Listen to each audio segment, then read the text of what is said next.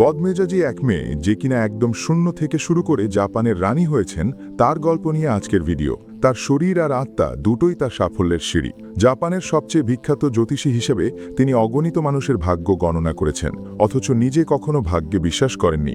তার লেখা 6 star tactics বইটি 50 মিলিয়ন কপির বেশি বিক্রি হয়ে গিনেস ওয়ার্ল্ড রেকর্ড করেছে, যা বিশ্বের সবচেয়ে বেশি বিক্রিত ভবিষ্যৎ গণনার বই। পরে তিনি টেলিভিশনে আসেন। তার ধারালো আর সরাসরি মন্তব্য ব্যাপক জনপ্রিয়তা পায়। টানা 6 বছর তার অনুষ্ঠানগুলো টিআরপি তালিকার শীর্ষে ছিল।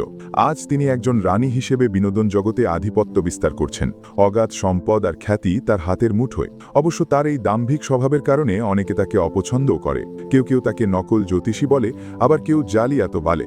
আপনি তার পরিচয় নিয়ে প্রশ্ন তুলতে পারেন, কিন্তু তার অর্জনকে অস্বীকার করতে পারবেন না। সফলতার দুটি শব্দ তার নামের সঙ্গে পুরোপুরি মানায়। তিনি একজন লেখককে তার জীবনের গল্প লিখতে বলেন। লেখক তাকে প্রথম প্রশ্নটি করেন, আপনার জীবনের শুরুটা কোথায়? তিনি একটি সিগারেট ধরিয়ে জানালার বাইরে তাকান। তার চিন্তাগুলো 60 বছর আগের জাপানে ফিরে যায়। যুদ্ধবিধ্বস্ত জাপান তখন এক ধ্বংসস্তূপ। পুরো দেশ বিশৃঙ্খলায় ডুবেছিল। তিনি বুঝতে পারছিলেন না, এই অনিবার্য পরাজয়ের যুদ্ধটা যখন পুরুষরাই শুরু করেছে, তাহলে এর মূল্য কেন নারীদের দিতে হচ্ছে?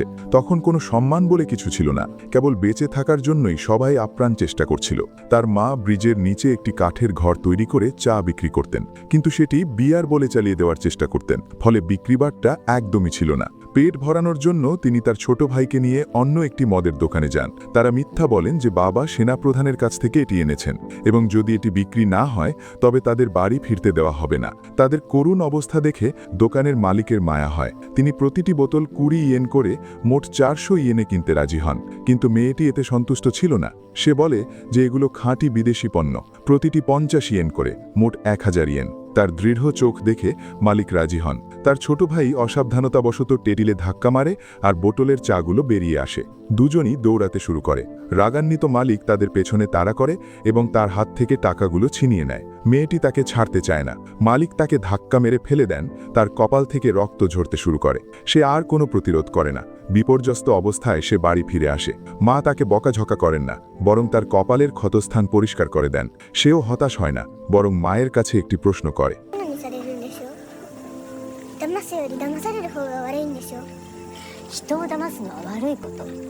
রাতে সে ক্ষুধার জ্বালায় ঘুমাতে পারে না। তার ছোট ভাই বোনদেরও একই অবস্থা।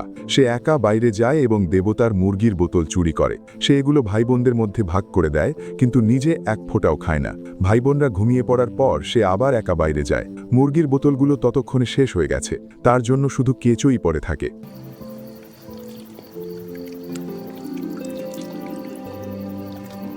যুদ্ধের 10 বছর পর শহর ধীরে ধীরে স্বাভাবিক জীবনে ফিরতে শুরু করে। ক্ষুধার যন্ত্রণা থেকে মুক্তি পাওয়ার পর মানুষের মন আকাঙ্ক্ষার দ্বারা নিয়ন্ত্রিত হয়। তার মা একটি উডেনের দোকান খোলেন। সে খদ্দেরদের সাথে বাজি ধরে যে সে 30 সেকেন্ডের মধ্যে কাঁদতে পারবে। এই কৌশলের সাহায্যে সে অনেক বকশিশ আয় করে। একজন চাচা তাকে জিজ্ঞাসা করেন, গ্র্যাজুয়েশনের পর সে কি করবে? সে কি ফিল্ম স্টার হতে চায়? সে নিজেও নিশ্চিত ছিল না, তবে সে অনেক টাকা আয় করতে চেয়েছিল, যাতে দারিদ্র্য থেকে সম্পূর্ণরূপে মুক্তি পাওয়া যায়। যত তাড়াতাড়ি সম্ভব তার স্বপ্ন পূরণের জন্য সে সুযোগ খুঁজতে থাকে। দেওয়ালে 2টি চাকরির বিজ্ঞাপন ছিল। একটি ছিল ফিল্ম কোম্পানির নতুন মুখ খোঁজার অডিশন, আর অন্যটি ছিল নাইট ক্লাবের হোস্টেসের। সহজ কথায় এটি স্বপ্ন আর বাস্তবের মধ্যে একটি পছন্দ ছিল। সে পরেরটি বেছে নেয়। উচ্চ আয়, তবে শর্ত ছিল 20 বছরের বেশি বয়সী হতে হবে। যখন সে আবেদন করতে যায় তখন সে নিজের বয়স মিথ্যা বলে। দোকানের ম্যানেজার মুহূর্তেই ব্যাপারটা ধরে ফেলেন, কিন্তু তাকে প্রত্যাখ্যান করেন না। শুধু সতর্ক করেন যে গোপনীয়তা বজায় রাখতে হবে। কেউ জিজ্ঞাসা করলে 20 বছর বয়সী বলে যেতে হবে। সে সুন্দর মেকআপ করে, ঝলমলে পোশাক পরে, আর তার স্বপ্ন নিয়ে এই আনন্দের জগতে প্রবেশ করে। তার প্রথম খদ্দের ছিল একটি টেক্সটাইল কারখানার মালিক। কারখানার মালিক তার প্রতি আগ্রহী ছিলেন, এবং একই সাথে তার হিংসা তীব্র আকার ধারণ করে, যা তাদের সম্পর্কের পথে বাধার হয়ে দাঁড়ায়। সে হতাশ হয় না, কারণ সে বোঝে যে কাঙ্ক্ষিত জিনিসগুলো নিজেকেই অর্জন করতে হয়, অন্যের দয়ার ওপর নির্ভর করে নয়। শোনা যায় কারখানার মালিক দরিদ্র পরিবার থেকে এসেছিলেন এবং নিজের চেষ্টায় সফল হয়েছিলেন। সে গোপনে তাকে বাইরে ডাকে এবং নিজের অতীত আর স্বপ্নর কথা জানায়। এরপর একটু কান্নার অভিনয় করে। কারখানার মালিক মুহূর্তেই দুর্বল হয়ে পড়েন এবং তার পেছনে অনেক টাকা খরচ করেন। সে এই পদ্ধতিটি বারবার ব্যবহার করে। মাত্র 1 মাসের মধ্যে সে দোকানের সেরা হয়ে যায়, যা তার আয়কে 10 গুণেরও বেশি বাড়িয়ে দেয়। অন্যরা ঈর্ষান্বিত হয়ে তাকে নানাভাবে হয়রানি করতে শুরু করে। কেউ তার পোশাক কেটে দেয়, আবার কেউ বলে তার গায়ে গরিবের মতো গন্ধ। সে তাদের সঙ্গে কোনো ঝামেলায় যায় না। ম্যানেজার তার মন খারাপ বুঝতে পারেন এবং তার কাছে ব্যাপারটা জানতে চান। তিনি আশ্বাসতা দেন যে তিনি সবকিছু ঠিক করে দেবেন। এরপর সপ্তাহান্তে তাকে গিঞ্জায় ডেটে নিয়ে যান, তাকে সুন্দর পোশাক কিনে দেন এবং নিজের স্বপ্নর কথা জানান। তিনি গিঞ্জায় নিজের একটি দোকান খুলতে চান এবং তখন তাকে পাশে চান। সে মুহূর্তেই ম্যানেজারের প্রেমে পড়ে যায় এবং তাকে নিজের প্রথম সব কিছু উৎসর্গ করে। পরে ম্যানেজারও তার স্বপ্নর কথা জিজ্ঞাসা করেন। তার কোনো সুনির্দিষ্ট পরিকল্পনা ছিল না, সে শুধু অনেক অনেক টাকা আয় করতে চেয়েছিল। কিছুদিন পরে এক রাতে কারখানার মালিক তার সাথে জোর জবরদস্তি করতে শুরু করে। তাকে প্রতি সপ্তাহে এক রাত তার সাথে থাকতে বলে এবং এর জন্য মাসে 20,000 ইয়েন দেবে বলে জানায়। কারখানার মালিক এটাও জানায় যে ম্যানেজারের সাথে তার কথা হয়ে গেছে এবং অগ্রিম টাকাও দেওয়া হয়েছে। সে মুহূর্তেই রেগে যায় এবং ম্যানেজারকে জিজ্ঞাসা করে কেন তাকে বিক্রি করে দিয়েছেন। ম্যানেজার পাল্টা জিজ্ঞাসা করেন, তুমি কি অনেক টাকা আয় করতে চাও না? এমনকি নিজের শরীরও বিক্রি করতে রাজি নও, তাহলে স্বপ্ন পূরণ করবে কিভাবে? সে তখনও ব্যাপারটা মেনে নিতে পারছিল না, কিন্তু আরও কঠিন বাস্তবতা তার জন্য অপেক্ষা করছিল। একই সাথে ম্যানেজার তাকে আরও জানায় যে অন্য মেয়েরা তাকে হয়রানি করার জন্য যেসব কাণ্ড ঘটিয়েছে সেগুলো ম্যানেজারেরই নির্দেশ ছিল। ম্যানেজার ভালো মানুষ সেজে তাকে সান্ত্বনা দেন, তাকে জিঞ্জায় ডেটে নিয়ে যান এবং এই সুযোগে তাকে ব্যবহার করেন। তারপর তাকে অন্য খদ্দেরদের কাছে বিক্রি করে দেন।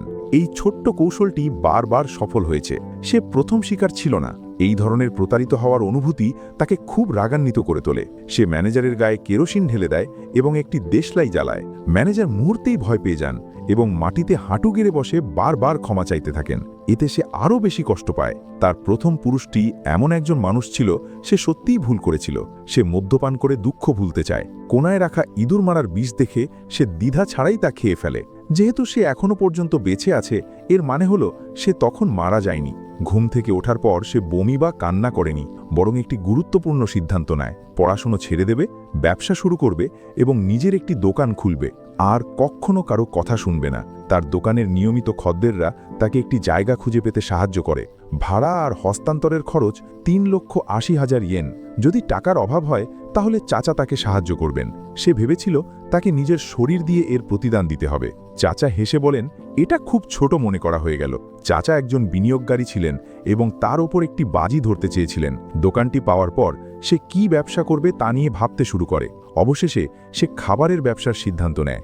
কারখানায় কাজ করতে করতে ক্লান্ত হয়ে পড়া তার বোনকে নিয়ে আসে। প্রতিদিন ভোর 4টায় ঘুম থেকে উঠে চালের বল আর মিসো স্যুপ তৈরি করত, সাথে বিনামূল্যে কফি দিত। একটি সেট মিল 50 ইয়েন করে বিক্রি হতো। প্রতিদিন একই খদ্দেরদের বিরক্ত না করার জন্য তারা প্রতিদিন বিভিন্ন ধরনের উপাদান পরিবর্তন করত। দুপুরের খাবারে স্যান্ডউইচ বা শুয়োরের মাংসের মিসো স্যুপের সাথে সাদা ভাত থাকত। একইভাবে বিনামূল্যে কফি দেওয়া হতো এবং দাম ছিল 50 ইয়েন। এই ব্যবসার সবচেয়ে গুরুত্বপূর্ণ ছিল গতি। খদ্দেররা তাড়াতাড়ি করত, প্রায় সবাই তাড়াহুড়ো করে খেত। স্যুপ উষ্ণ থাকবে, গরম নয়, এবং উপাদানগুলো ছোট ছোট করে কাটা থাকবে। কম লাভ, বেশি বিক্রি এবং খদ্দেরদের সঠিক লক্ষ্য নির্ধারণের কারণে ব্যবসা দারুণ চলছিল। কিন্তু সে মাত্র 6 মাস মতো এটি করে, কারণ কেউ সেই দোকানটি কিনতে চেয়েছিল এবং তারা মূল মূল্যের 3 গুণ দাম দিচ্ছিল। সে সময় তার বোনের সাথে ঝগড়াও হয়েছিল। তার ধারণায় বোন কেবল সাহায্য করতে এসেছিল, কিন্তু বোন এটিকে নিজের ব্যবসা মনে করত। এরপর সে একটি ক্লাব খোলে। লক্ষ্য ছিল সাধারণ অফিস কর্মীরা। তখনও তারা ভালো মানের পণ্য কম দামে দেওয়ার কৌশল অবলম্বন করে। ব্যবসাও একইভাবে জমজমাট ছিল। 1 বছরের মধ্যেই সে চাচার বিনিয়োগ শোধ করে দেয়। 5 বছর পর তার সঞ্চয় 300 মিলিয়ন ইয়েন ছাড়িয়ে যায়। সে সময়ে একজন অফিস কর্মীর মাসিক বেতন প্রায় 2 লক্ষ ইয়েন ছিল, আর সে মাত্র 20 বছর বয়সী ছিল। সত্যি বলতে সে তখন সফল হয়েছিল, কিন্তু অহংকার পতনের কারণ তার দুর্বলতা দ্রুতই প্রকাশ পায়। সে কলেজে পড়েনি, শিক্ষার অভাবের কারণে তাকে ভুগতে হয়। সে খদ্দেরদের কিছু উচ্চাভিলাষী চাহিদা পূরণ করতে পারছিল না। নিজের দুর্বলতা পূরণ করার জন্য সে কলেজে ভর্তি হয়। তবে সে নিয়মিত পড়াশোনা করত না, বরং লুকিয়ে লুকিয়ে ক্লাসে যেত। তখন তরুণরা তাদের আদর্শের জন্য লড়াই করছিল। সর্বত্রই বিশৃঙ্খল পরিস্থিতি ছিল। এতে সে সুযোগ পেয়ে যায়। এভাবেই সে দিনে কলেজে যেত এবং রাতে কাজ করত। রাজনীতি, অর্থনীতি, দর্শন, সে সবকিছুই শিখত। প্রথমে সে কিছুই বুঝত না। তার কাছে সেগুলো যেন সাদা কাগজের মতো লাগত। কিন্তু 1-2 বছর পর সে ধীরে ধীরে বুঝতে শুরু করে এবং এগুলো মজাদার মনে হতে শুরু করে। জ্ঞানের প্রতি তার আকাঙ্ক্ষা তৈরি হয়। সে গভীরভাবে অনুভব করতে পারছিল যে সে প্রতিদিন উন্নতি করছে। ব্যক্তিগত দক্ষতার উন্নতির সাথে সাথে সে বর্তমান পরিবেশের প্রতি বিরক্ত হতে শুরু করে এবং একটি বড় মঞ্চে উঠতে চেয়েছিল। 1962 সালে 23 বছর বয়সে সে ইগাসাকির সবচেয়ে তরুণ মালিক হন। সে শহরের সবচেয়ে ব্যস্ত এলাকায় দোকান খোলে। তার সমস্ত সঞ্চয় খরচ হয়ে যায় এবং চাচা থেকে আরও 500 মিলিয়ন ইয়েন ধার নেয়। চাচা তাকে আগে থেকেই বলে দেন যে এবারের বিনিয়োগ আগেরগুলোর তুলনায় সম্পূর্ণ ভিন্ন স্তরের। যদি সে ব্যর্থ হয় তাহলে যেন চাচার উপর রাগ না করে। এতে সে পুরোপুরি নিঃশেষ হয়ে যাবে।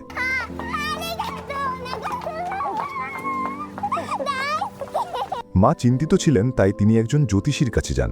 জ্যোতিষী জানান যে সে বিশাল সাফল্য অর্জন করবে, কিন্তু তার লোভ ক্রমাগত বাড়তে থাকবে এবং শেষ পর্যন্ত সেই লোভই তাকে গ্রাস করবে। সৌভাগ্যবশত ব্যবসা দারুণ চলছিল এবং পড়াশোনার সুবাদে অনেক প্রভাবশালী রাজনৈতিক ও ব্যবসায়ী ব্যক্তিত্ব তার দোকানে আকৃষ্ট হতে থাকেন। মাত্র 1 বছরের মধ্যে সে চাচার সব ঋণ শোধ করে দেয়। এরপর মিতা নামের একজন তার প্রতি মুগ্ধ হয়ে পড়ে। সে সপ্তাহে অন্তত 3 বার আসত এবং প্রতিবারই তাকে বাইরে ডেটে নিয়ে যেতে চাইত, কিন্তু মেয়েটির তেমন আগ্রহ ছিল না, তাই সে নানা অজুহাতে এড়িয়ে যেত। শেষ পর্যন্ত সে তো একজন সাধারণ সরকারি কর্মচারী, তাকে সে পাত্তাই দিত না। কিন্তু সে কল্পনাও করেনি যে এই লোকটির পেছনে অনেক শক্তি আছে। সেদিন রাতে যখন একজন সংসদ সদস্য পুরো ক্লাব বুক করেছিলেন, তখন মিতা আবারও হাজির হয়। সংসদ সদস্য নিজেই এগিয়ে এসে তার সাথে কথা বলেন। তখনই সে জানতে পারে মিতা আসলে বিশাল জমির মালিকের ছেলে এবং তার সম্পদের কোনো শেষ নেই। সে সাথে সাথে নিজের আচরণ বদলে ফেলে এবং সেই রাতেই মিতার সাথে বাইরে যায়। সে জানতে পারে মিতারও একটি স্বপ্ন আছে। তাদের বাড়ির পাশে সমুদ্রের ধারে প্রায় 3 লাখ বর্গ কিলোমিটার জমি আছে এবং সে সেখানে জাপানের সবচেয়ে বড় হোটেল খুলতে চায়। মূলত এই স্বপ্নটি পূরণ হতে আরও অনেক বছর লাগার কথা ছিল, হয়তো ওপরওয়ালার কৃপা। মিতার বাবার হঠাৎ হৃদরোগে আক্রান্ত হওয়ার কারণে তাকে বাড়ি ফিরে যেতে হয়। যাওয়ার আগে সে তাকে আমন্ত্রণ জানায়। তার বিশাল উচ্চাকাঙ্ক্ষা তাকে এটি প্রত্যাখ্যান করতে দেয়নি। কেরিয়ারের তুঙ্গে থাকা অবস্থায় সে এক ধনী পরিবারে বিয়ে করে। সে ভেবেছিল হয়তো এবার আরও উপরে উঠবে, কিন্তু কপাল খারাপ যে সে প্রথাগত চিন্তাভাবনার জালে আটকে গেল। গৃহবধূ হিসেবে তার প্রধান কাজ ছিল সন্তান জন্ম দেওয়া। ব্যবসার কাজে তাকে হাত দিতেই দেওয়া হতো না। রান্না করা বা ঘর পরিষ্কার করার মতো কাজগুলো সব কাজের বুয়ারা করে ফেলত। প্রতিদিনের রুটিন ছিল স্বামীর ফিরে আসার অপেক্ষা করা। সে অসহ্য একঘেয়েমিতে ভুগছিল এবং কিছু একটা করতে চাইছিল। শাশুড়ি তাকে মুরগি দেখাশোনা করার দায়িত্ব দেন। শুরুতে সে খুব একটা গুরুত্ব দেয়নি, কারণ গিঞ্জার ব্যবসাও ভালো ছিল, নিজের বিয়েটাও ভালো ছিল, প্রতিদিন করার মতো কিছু কাজও ছিল। ভাবছিল সন্তান জন্ম দেওয়ার পর আবার ব্যবসায় ফিরবে, কিন্তু সে ভাবতেও পারেনি যে শাশুড়ি মুরগি দেখাশোনা করার দায়িত্ব দেওয়ার পেছনে অন্য উদ্দেশ্য ছিল। মিতা যদি মৃত্যুর হুমকি না দিত তবে সে এই বিয়েতে রাজি হতেন না, আর সে উত্তরাধিকারী জন্ম দিলেই শাশুড়ি তাকে এই মুরগির মতো বাড়ি থেকে তাড়িয়ে দিতেন। তাই সে রাগে বাড়ির সব মুরগি মেরে ফেলে এবং পেছনে ফিরে না তাকিয়েই চলে আসে। তখন টোকিও অলিম্পিকের জন্য প্রস্তুতি নিচ্ছিল এবং গিঞ্জা ছিল টোকিও শহরের প্রাণকেন্দ্র। সে এই অলিম্পিকের উত্তাপ কাজে লাগিয়ে বড় কিছু করার পরিকল্পনা করে। মা তাকে বোঝানোর চেষ্টা করেছিলেন, ভয় পাচ্ছিলেন যে লোভ তাকে গ্রাস করবে, কিন্তু সে জ্যোতিষে বিশ্বাস করত না এবং নিজের ক্ষমতার ওপর পূর্ণ আস্থা ছিল। চাচার সহায়তায় সে গিঞ্জাতে আরও 2টি শাখা খোলে এবং ব্যবসা আগের মতোই তুঙ্গে ছিল। সে প্রতি রাতে 3টি দোকানের মধ্যে ছোটাছুটি করত। যদিও ক্লান্ত ছিল, তবুও তার কাছে সেটি খুব তৃপ্তিদায়ক ছিল। একবার এক পথচারীকে ধাক্কা লেগে যায়। পরে লোকটি তার দোকানে আসে এবং তার হাত অনেক খোলা ছিল। সে যখন জানতে পারে লোকটি একজন রিয়েল এস্টেট ডেভেলপার, তখন সে তার সাথে ডিল করার পরিকল্পনা করে। কে জানত যে লোকটি তার পাত্তা দিচ্ছে না? সে শুধু তার প্রথম 2 কর্মীকে সঙ্গ দেওয়ার জন্য ডেকেছিল। এমন পরিস্থিতিতে সে প্রথমবার পড়েছিল, তাই সে খুব অবাক হয়ে গিয়েছিল এবং বুঝতে পারছিল না কি করা উচিত। সেদিন রাতে দোকান বন্ধের সময় ডেভেলপার ফিরে আসে এবং বলে ব্যবসার খাতিরে তার 50 লাখ ইয়েন দরকার। ডেভেলপার অনেক টাকা ওড়াতো, দোকানে মোট 30 লাখ ইয়েন খরচ করেছিল। যদি সে প্রতারকও হয় তবুও সে অন্তত 20 লাখ ইয়েন তো লাভ করবেই। হতে পারে সে প্রথম থেকেই এই টাকা হাতিয়ে নেওয়ার জন্যই এসেছিল। সে নিজের অন্তরের ওপর বিশ্বাস রাখল এবং কোনো দ্বিধা ছাড়াই 50 লাখ ইয়েন ধার দিল। লোকটি তাকে হতাশ করেনি, খুব তাড়াতাড়ি সুদসহ পুরো টাকা ফেরত দেয়। সে যখন বাড়ি কেনার কথা জানালো, লোকটি খুব আগ্রহ নিয়ে তাকে পরামর্শ দিতে থাকলো। তাদের সম্পর্কের সময় সে জানতে পারে ডেভেলপার যুদ্ধের সময় অনাথ হয়েছিল এবং বেঁচে থাকার জন্য ছোটবেলা থেকে অনেক লড়াই করেছে, অনেক কষ্টে এই জায়গায় এসেছে। তার জীবনের সাথে মেয়েটির জীবনের অনেক মিল ছিল। এক মুহূর্তের জন্য সে ভেবেছিল যে সে তার স্বপ্নের রাজপুত্রকে খুঁজে পেয়েছে এবং প্রেম ব্যবসা দুটিতেই সফল হতে যাচ্ছে। তাদের সম্পর্কের গভীরতার সাথে সাথে ডেভেলপার তার পেছনে বিনিয়োগকারীর কথা জানতে পারে।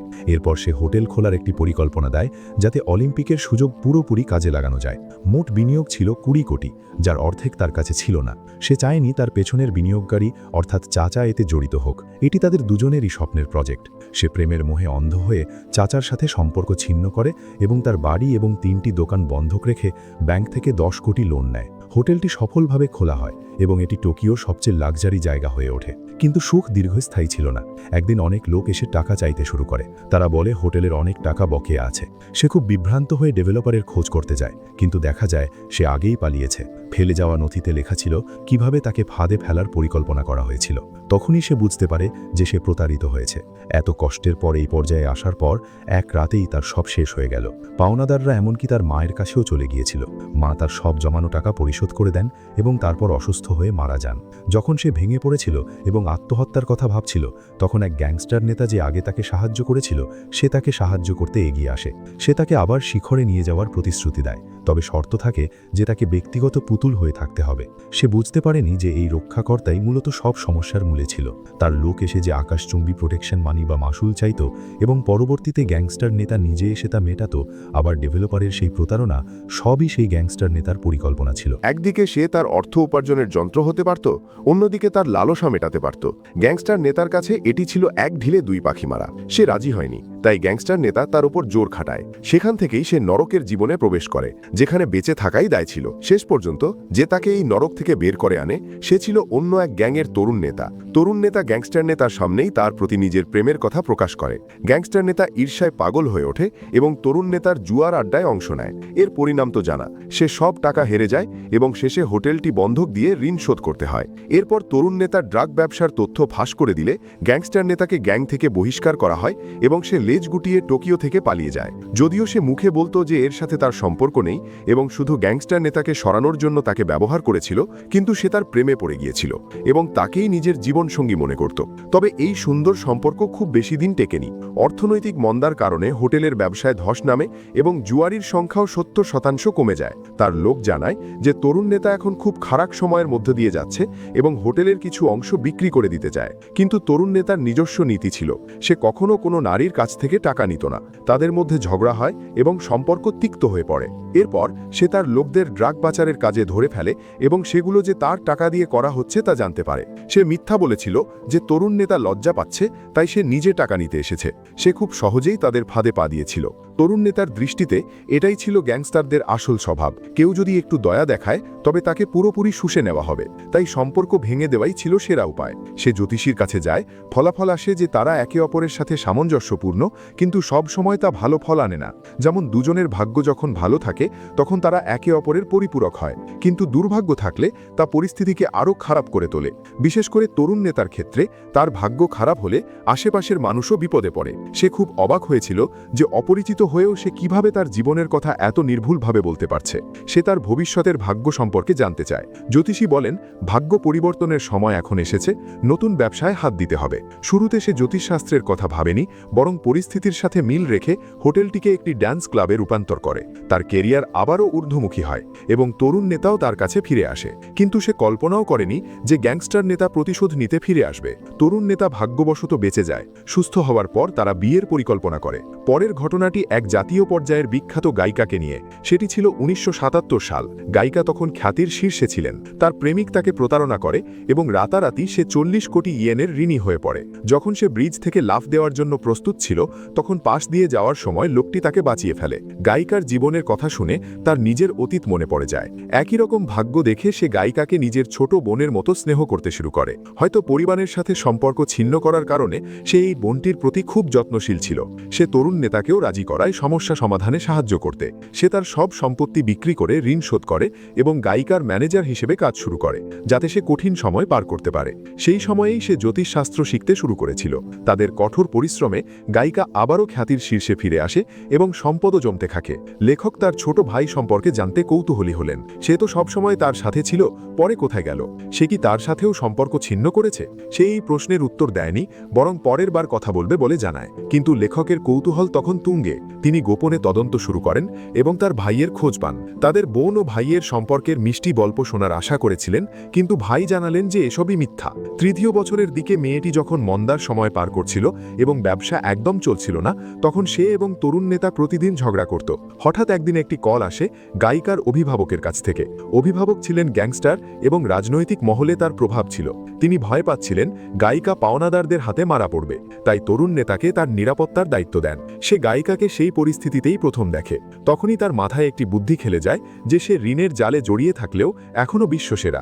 যদি সঠিক উপায়ে কাজ চালানো যায় তাহলে নিশ্চিতভাবে অনেক টাকা আয় করা সম্ভব। সে নিজের একই অভিজ্ঞতার কথা বলে গায়িকার সাথে সম্পর্ক তৈরি করে এবং ঋণ শোধের জন্য 15 কোটি ইয়েন জোগাড় করে।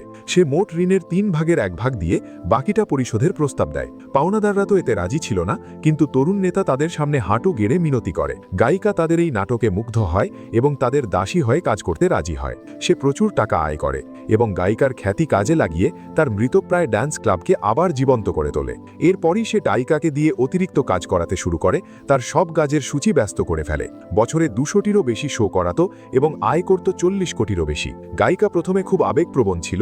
সে 3 বছর পর গায়িকা বুঝতে পারেন যে তাকে শোষিত করা হচ্ছে। প্রতিটি অনুষ্ঠানের জন্য পারিশ্রমিক মিলিয়নের উপরে, অথচ তাকে বলা হতো মাত্র 30,000। কিন্তু গায়িকা যখন আলাদা হতে চাইলেন তখন অনেক দেরি হয়ে গেছে। যদি জোর করে সম্পর্ক ভাঙতে যেতেন তবে মেয়েটির হাতে থাকা ক্ষমতা গায়িকাকে মঞ্চ থেকেই সরিয়ে দিতে পারত। সে গায়িকাকে শোষণ করার সময় যা শিখেছিল তার সব কিছুই এখন গায়িকার উপর প্রয়োগ করতে শুরু করল। সৌভাগ্যবশত কোনো উপায় শেষ হয়ে যায় না। তরুণ নেতা ছিলেন একজন পুরনো ধাঁচের গ্যাংস্টার, যিনি এসব কর্মকাণ্ড একদম পছন্দ করতেন না। গায়িকার অনুরোধে তারা দুজন একদিন একই বিছানায় শুয়ে থাকেন এবং ইচ্ছাকৃতভাবে মেয়েটিকে হাতে নাতে ধরা পড়ার সুযোগ করে দেন। মেয়েটি রেগে গিয়ে খুন করতে চেয়েছিলেন, কিন্তু তরুণ নেতা তাকে থামিয়ে দেন। লেখক এই কথা বিশ্বাস করতে পারছিলেন না। তিনি গায়িকার কাছে গিয়ে বিষয়টি নিশ্চিত করতে চাইলেন। গায়িকার উত্তর ছিল অস্পষ্ট, তবে তা ছিল যথেষ্ট ইঙ্গিতের ইঙ্গিতবহ। যদিও তাকে ব্যবহার করা হয়েছিল, কিন্তু মেয়েটি যে তাকে বাঁচিয়েছিল এটা ধ্রুব সত্য। তাই ব্যবহার করা হলো কিনা তাতে কী বা যায় আসে।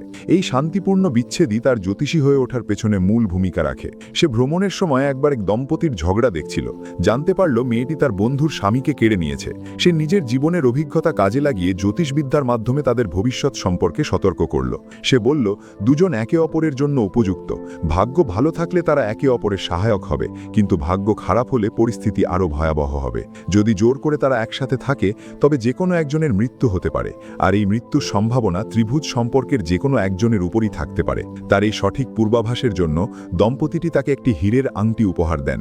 এরপর আর পেছন ফিরে তাকাতে হয়নি। সে আনুষ্ঠানিকভাবে এই পেশায় প্রবেশ করে। সে অভিজ্ঞ জ্যোতিষীদের কাছ থেকে শিখতে শুরু করে। যে জ্ঞান অর্জন করতে সাধারণ মানুষের 10 বছর লাগে তা সে মাত্র 1 বছরেই আয়ত্ত করে ফেলে। এটাই তার সবচেয়ে ভয়ঙ্কর দিক। সে একবার কোনো কিছু করার সিদ্ধান্ত নিলে তা সফল করবেই। সে তার ডান্স ক্লাবকে পরীক্ষাগার হিসেবে ব্যবহার করে খদ্দেরদের উপর ভাগ্য গণনা শুরু করে এবং বাস্তব অভিজ্ঞতার সাথে বারবার তার কৌশল বদলাতে থাকে, যাতে ভবিষ্যৎবাণীগুলো সঠিক হওয়ার পাশাপাশি খদ্দেরদের প্রত্যাশা মতো হয়। এরপর সে একটি বই লেখে এবং বিভিন্ন পরিচিতি ব্যবহার করে প্রচার চালিয়ে দ্রুত 5 লক্ষ কপি বিক্রি করে ফেলে, যা তাকে দারুণ খ্যাতি এনে দেয়। সে উচ্চবিত্ত মহলের মানুষের সংস্পর্শে আসতে শুরু করে। একজন শিক্ষাবিদ তার নতুন টার্গেট হয়ে ওঠেন। প্রথম দেখা হওয়ার পরই সে বুঝতে পারে বৃদ্ধ লোকটির সামান্য স্মৃতিভ্রংশ রোগ আছে। 1 মাস পর সে লোকটির বাড়িতে পড়াশোনার অজুহাতে যেতে শুরু করে। বিভিন্ন মহলে কাজ করার অভিজ্ঞতায় দেখ পুরুষদের সামলানোর বিশেষ কৌশল জানা ছিল।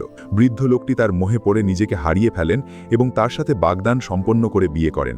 লেখক যত গভীরে যাচ্ছিলেন ততই তাকে ভয়ঙ্কর মনে হচ্ছিল। এমনকি তার প্রাক্তন স্বামীর কাছ থেকেও তিনি জানতে পারেন যে সে এখনও আন্ডারওয়ার্ল্ডের বা গ্যাংস্টারদের সাথে যোগাযোগ রেখে চলেছে। প্রাক্তন স্বামী যখন তার আসল চেহারা ফাঁস করতে চাইলেন তখন সে নিজের ক্ষমতা ব্যবহার করে তাকে চাপে ফেলে দিল। লেখককে দিয়ে উপন্যাস লেখানোর উদ্দেশ্যও ছিল নিজের ভাবমূর্তি পরিষ্কার করা। সে লেখককে সাবধান করেছিল যেন তিনি তার ফাঁদে পা না দেন। কিন্তু কে জানত যে সে আগেই ভবিষ্যৎবাণী করে রেখেছিল যে এই বইটি লেখককে খ্যাতির শীর্ষে নিয়ে যাবে, কিন্তু প্রাক্তন স্বামী তাকে চাপে ফেলবে। লেখক নিজেও বিভ্রান্ত ছিলেন, বুঝতে পারছিলেন না কাকে বিশ্বাস করবেন। তবে একটা বিষয় নিশ্চিত, সে জ্যোতিষশাস্ত্রে পারদর্শী কিনা তা জানি না, তবে সে মানুষের মন খুব ভালো বোঝে। যেমন বৃদ্ধের সাথে বিয়ের ঘটনাটি। বিয়ে তার লক্ষ্য ছিল না। সে জানত পরিবারের সদস্যরা বাধা দেবে, আর তাদের বাধা যত জোরালো হবে তার পক্ষে প্রচার ততই বাড়বে। যেমনটা সে চেয়েছিল ঠিক তেমনই হলো। পরিবারের সদস্যরা আদালতে মামলা করল এবং শেষ পর্যন্ত বিয়েটি বাতিল হয়ে গেল। কিন্তু ওই সময়টাতে সে সব খবরের শিরোনামে চলে এলো এবং তার বইয়ের বিক্রি আকাশচুম্বী হয়ে উঠল। এরপর সে আরও 2টি বড় ঘটনার ভবিষ্যৎবাণী করে সফল হয়। যদিও অন্যান্য ভবিষ্যৎবাণী ব্যর্থ হয়েছে, কিন্তু এই দুটি ঘটনা তাকে বিভিন্ন টেলিভিশন অনুষ্ঠানে নিয়ে যায়। সে সুযোগ বুঝে সেই জগৎ দখল করে এবং নিরঙ্কুশ টিআরপি রানী হয়ে ওঠে। লেখক তার শুরু শিক্ষক জ্যোতিষীর সাথে কথা বলেন। জ্যোতিষীর মতে তার এই বিষয়ে কোনো গভীর জ্ঞান নেই, সে কেবল একজন অপেশাদার।